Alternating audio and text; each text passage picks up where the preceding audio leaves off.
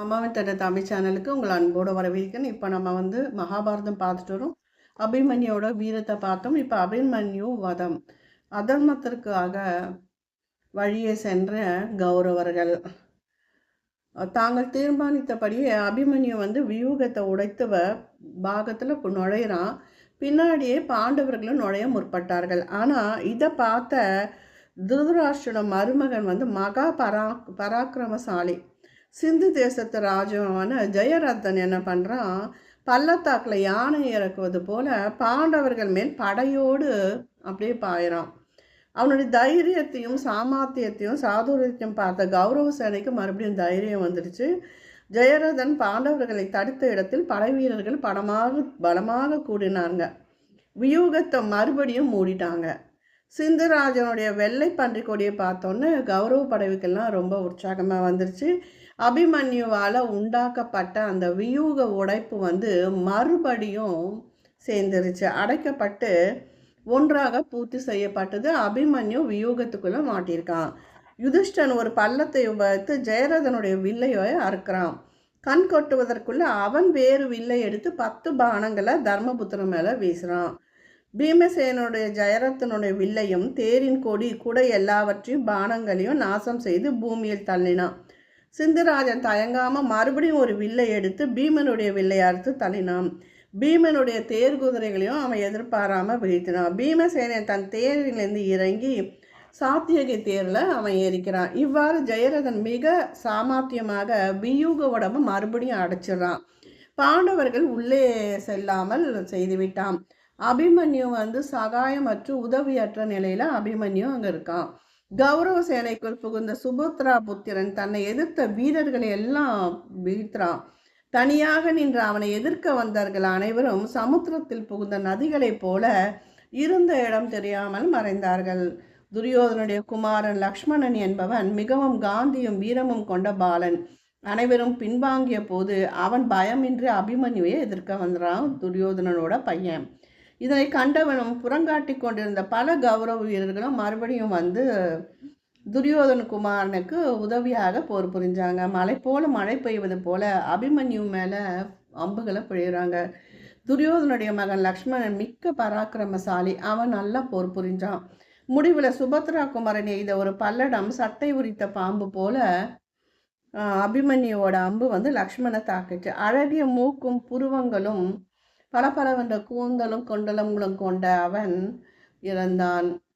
ஆ ஆ என்று கௌரவ சேனை துயர சத்தம் எழுப்பியது. இந்த பாதகனான அபிமன்யுவை கொல்லுங்கள் என்று துரியோதன் உறக்க கத்தினான். துரோணர், கிருபர், கர்ணன், அஸ்வத்தாமன், பிரகதல்பன், கிருத்தவர்மன் என்ற 6 மகாரதர்களும் அபிமன்யுவை அதர்மமாக சூழ்ந்து கொண்டார்கள். துரோணர் கர்ணரை நெருங்கி இவனுடைய கவசத்தை உடைக்கவே முடியாது, சரியாக குறிப்பார்த்து குதிரையின் கடிவாங்களை அறுத்து விடு, பின்புறத்திலிருந்து இவன் மேல் ஆயுத பிரயோகம் செய்ய அப்படின்னாரு. சூரியகுமாரனும் அவ்வாறே செய்தான். பின்புறத்திலிருந்து விடப்பட்ட அம்புகளால் அபிமன்யோட வில் அறுபட்டது. குதிரைகளும் சாரதியும் கொல்லப்பட்டு அபிமன்யுன் தேரிழந்தவனாக வில்லற்றவனாக செய்யப்பட்டான். சத்திரிய சௌந்தரியத்தில் மனித அவதாரம் போல அபிமன்யு அந்த சமயம் கத்தியும் கேடயமும் கையில் எடுத்துக்கொண்டு நின்றான்.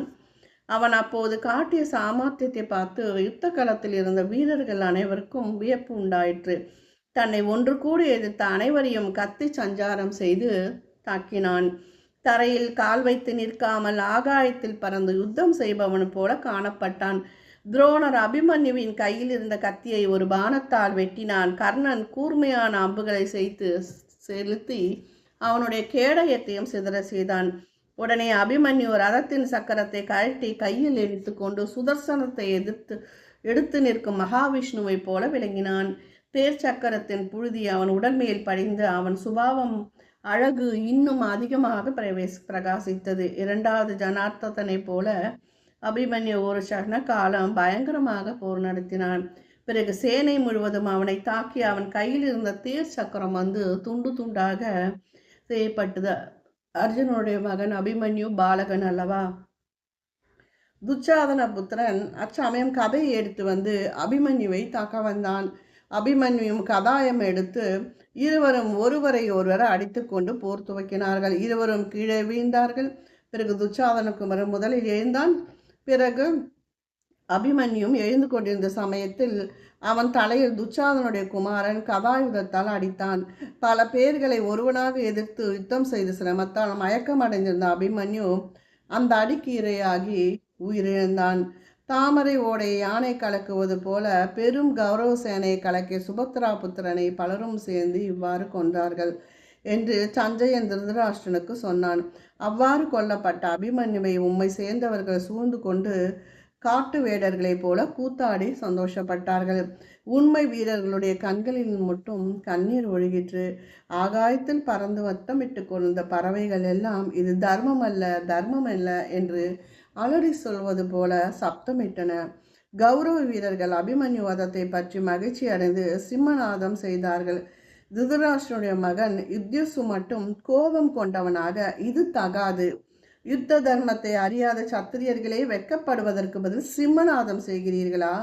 பெரிய அதர்மத்தை செய்துவிட்டு நெருங்கி நிற்கும் அபாயத்தை அறியாமல் மூடர்களைப் போல் சந்தோஷப்படுகிறீர்கள் என்று சொல்லி ஆயுதத்தை எடுத்து கீழே எறிந்துவிட்டு யுத்த அரங்கத்திலிருந்து விலகினான்.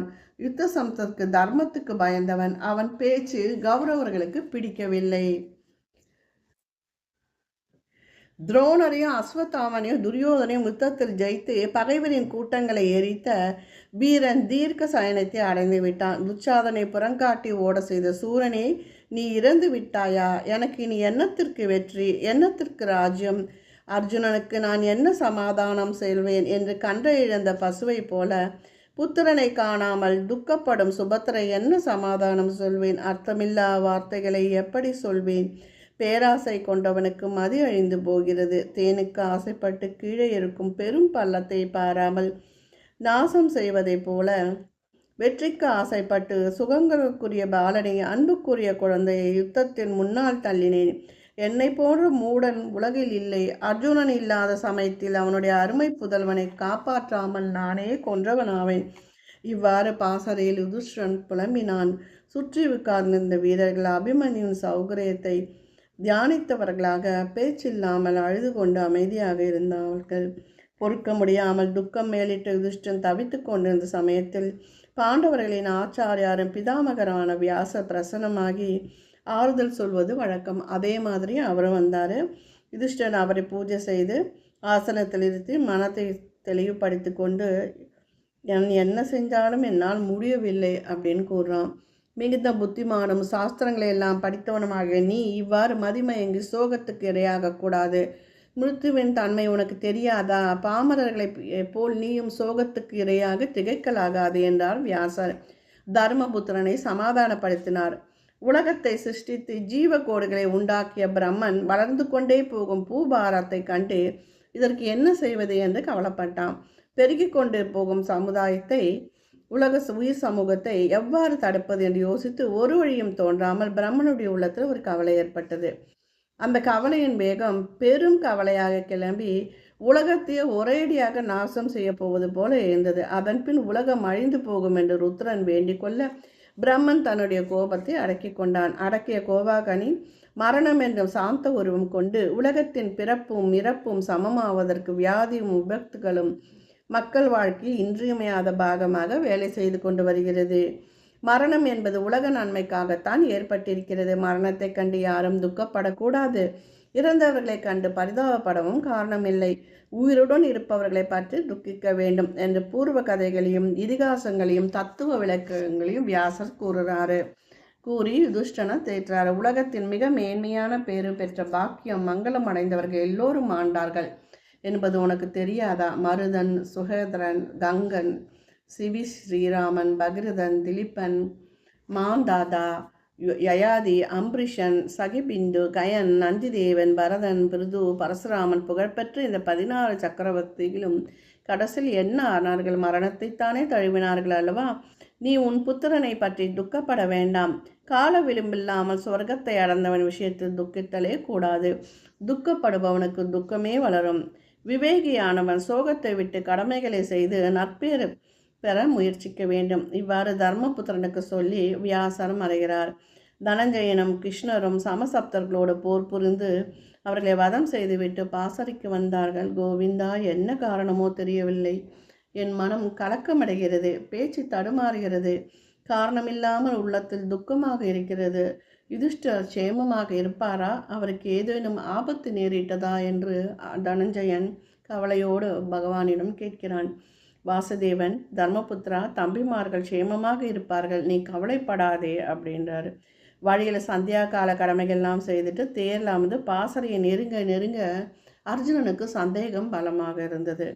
ஜனார்த்தனா, வழக்கம் போல மங்கள வாத்தியம் எதுவுமே விழலையே. எதிரில் காணப்படும் யுத்த வீரர்கள் தூரத்திலிருந்து என்னை பார்த்துவிட்டு தலைகுனிந்து போகிறார்களே, இது விபரீதமாக இருக்கிறது மாதவா. சகோதரர்கள் சேமமாக இருப்பார்களா? என் மனம் தெளிவுபடவில்லையே. ஜனார்த்தனா, அபிமன்யு தன் சகோதரர்களோடும் ஏன் சிரித்து கொண்டு என்னை அவன் எதிர்கொள்ளவில்லை. இவ்வாறு பேசிக்கொண்டே உள்ளிருந்தனர்கள். ஏன் அனைவரும் முகம் தெளிவில்லாமல் துக்கமாக இருக்கிறீர்கள்? அபிமன்யுவை இங்கே காணப்படவில்லையே. ஏன் ஒருவரும் என்னை கண்டு சந்தோஷமாக பேசவில்லை? துரோணர் பத்ம வியூகம் வகுத்தார் என்று கேள்விப்பட்டேன். சௌபத்திரனை தவிர வேறு யாரும் உடைத்து பிரவேசிக்க தெரிந்தவன் உங்களில் ஒருவனும் இல்லை. அபிமன்யு அந்த வியூகத்தை பிளந்து உள்ளே சென்றானாம். உள்ளே இருந்து வெளிவருவதை அவனுக்கு நான் உபதேசிக்கவில்லை. அவன் கொல்லப்பட்டானா என்று நடந்த விஷயத்தை யூகித்து கொண்டு அர்ஜுனன் கேட்கிறான். விஷயம் அறிந்து, ஐயோ, என் குழந்தை யமனுக்கு அதிதியாகிவிட்டானா? யுதிஷ்டனும் பீமசேனரும் துஷ்டியமனும் பராக்கிரமசாலியான சாத்தியகம் இருக்கையில் சுபத்திரையன் மகனை பகைவர்களுக்கு கொடுத்து விட்டீர்களா? நான் என் மனைவிக்கு என்ன ஆறுதல் சொல்வேன்? உத்தரைக்கு யார் பதில் சொல்ல முடியும் என்று அர்ஜுனன் புலம்பினான். புத்திர சோகத்தால் தவிக்கும் வீரனுக்கு வசுதேவன், அப்பனே, நீ இவ்வாறு துக்கித்தல் ஆகாது. சத்திரியர்களாக பிறந்த நாம் ஆயுதங்களே உயிர், ஆயுதங்களிலே மரணம். யுத்தத்தில் பின்வாங்காத சூரர்கள் எப்போதும் மிருத்யுமாவான். யுத்தத்தின் கூடவே இருக்கும் நண்பன் சூரர்களுக்கு அகால மரணம் ஏற்படுவது சகஜம் அல்லவா? புண்ணியம் செய்தவர்களுக்குரிய மேலுலகத்தை அபிமன்யு அடைந்து விட்டான். யுத்தத்தில் மரணமடைய வேண்டும் என்று வீரர்கள் ஆசைப்படுகிறார்கள் அல்லவா? அபிமன்யு அடைந்த மரணம் சத்திரியர்களுக்கு விதிக்கப்பட்ட சனாதான லட்சியம். நீ அதிகமாக துக்கப்பட்டால் உன் சகோதரர்களும் மற்ற அரசர்களும் மனநிலையை இழப்பார்கள். மற்றவர்களுக்கு சமாதானமும் தைரியமும் வழங்குவாயாக, சோகத்தை நீக்கு என்று உபதேசிக்கிறார் பகவான். வீரனான மகன் இருந்த முழு கதையை சொல்ல வேண்டும் என்று தனஞ்சயன் கேட்க யுதிஷ்டன் சொன்னான். பத்ம யுகத்தை பிளந்து எங்களுக்கு வழி உண்டு பண்ணியானால் நாங்கள் உன்னை பின்தொடர்ந்து வருவோம் என்று கூறினோம். உன்னை தவிர இந்த வியூகத்தை உடைக்க தெரிந்தவர்கள் யாரும் இல்லை. உன் தந்தைக்கும் மாமனுக்கும் பிரியமான காரியத்தை செய்வாய் என்று நான் தான் அபிமன்யுவை ஏவினேன். உடைக்க முடியாத அந்த வியூகத்தை பிளந்து வழி செய்து உள்ளே பாலவீரன் பிரவேசித்தான். முன்னே தீர்மானித்தபடி நாங்கள் உள்ளே சென்னோம். ஆனால் பாதகனான ஜெயரத்தன் தடுத்து விட்டான். பிளக்கப்பட்ட வியூகம் மறுபடியும் அடைக்கப்பட்டு விட்டது. நாங்களே உள்ளே போக முடியாதவாறு சைந்தவன் செய்து விட்டான். சத்திரிய தர்மத்துக்கு விரோதமாக மகாரதர்கள் பலரும் ஒன்று சேர்ந்து தனியாக நின்ற பாலகன் அபிமன்யுவை கொன்றார்கள். நடந்தது எல்லாம் யுதிஷ்டன் சொன்னான். புத்திரனே என்று கதறி அர்ஜுனன் பூமியில் விழுந்தான். மூர்ச்சை தெளிந்த பின், என் மகன் மாய்வதற்கு காரணமான ஜெயரதனை நாளை தினம் கொல்லப் போகிறேன். யுத்த களத்தை அவனை காக்க துரோணரும் கிருபரும் வந்தாலும் ஆட்சியாளர்களான அவர்களையும் அம்புக்கு இரையாக்குவேன். இது என் பிரதிஞ்சை என்று சொல்லி காண்டீபத்தை டங்காரம் பண்ணினான். கண்ணன் பாஞ்சஜனத்தையும் முழங்கினான். பீமசேனை இந்த டங்காரகமும் இந்த சங்கின் ஒளியும் திருதராஷ்டிரனின் நாசத்தின் ஒளியாகும் என்று சொன்னான். இதோடு அடுத்த பதிவில் சிந்துராஜன் அபிமன்யு வதத்துக்கு காரணமான சைந்தன்மராஜை எப்போ அர்ஜுனன் கொல்ல போகிறான் அப்படின்றதையும் நம்ம பார்க்கலாம். அதர்மத்தின் வழியை சென்றார்கள் கௌரவர்கள்.